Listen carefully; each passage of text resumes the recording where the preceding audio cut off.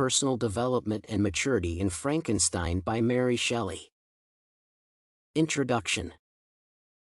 The novel Frankenstein by Mary Shelley appeared in 1818 and describes the problems of modern science and its consequences for humanity. The uniqueness of the novel is that Frankenstein has literary merits to frighten and amaze. There is much historical interest in the work as an example of various strains and aspects of Romanticism. Thesis. Through the character of Victor, Mary Shelley portrays different stages of personal development and underlines that true maturity is when the person accepts full responsibility for his actions, scientific discoveries, and their impact on humanity. Discussion.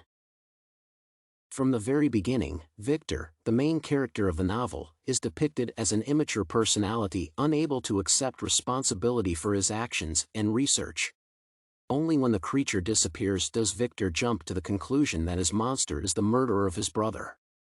I considered the being, merely in the light of my own vampire, my own spirit let loose from the grave and forced to destroy all that was dear to me. At this point the unfortunate Victor is faced with a moral dilemma. Should he reveal to the authorities the existence of his dangerous creation? He decides not to and offers two reasons.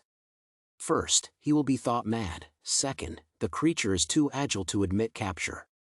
It is worth considering whether these reasons seem adequate to explain Victor's silence, which protects both the monster and himself. His position is rendered still more reprehensible when he returns to his family and discovers that the innocent Justine is accused of the murder, that she will be tried that very day, and that the evidence against her looks damning. Still, Victor does nothing to save Justine and unveil his terrible secrets. Fears and lack of courage are the main factors that prevent Victor from accepting responsibility for his actions and behavior.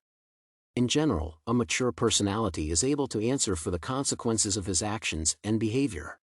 In contrast, Victor finds his task increasingly revolting and begins to think of arguments against the responsibilities of a scientist.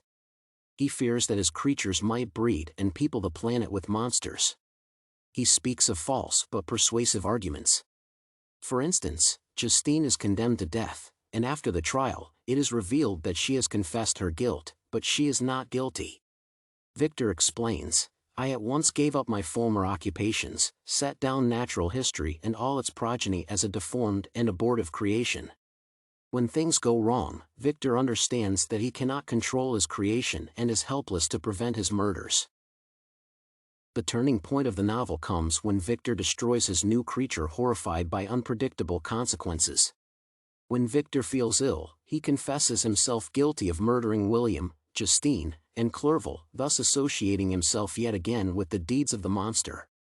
He is kept in prison, but Mr. Kerwin is a good-natured and understanding man who does his best to help the sick man. He brings Victor's father to him, and Victor is at length acquitted of Clerval's murder. "I shall die, and what I now feel be no longer felt. Soon these burning miseries will be extinct." He speaks of his original benevolence and the miserable loneliness of his condition. Conclusion. In sum, through the character of Victor, Shelley portrays that a person matures when he is able to accept responsibility for his actions and their consequences. When Victor matures and accepts his guilt, he understands that freedom has no value to him. The world has no comforts for any unfortunate soul who bears guilt and remorse within him.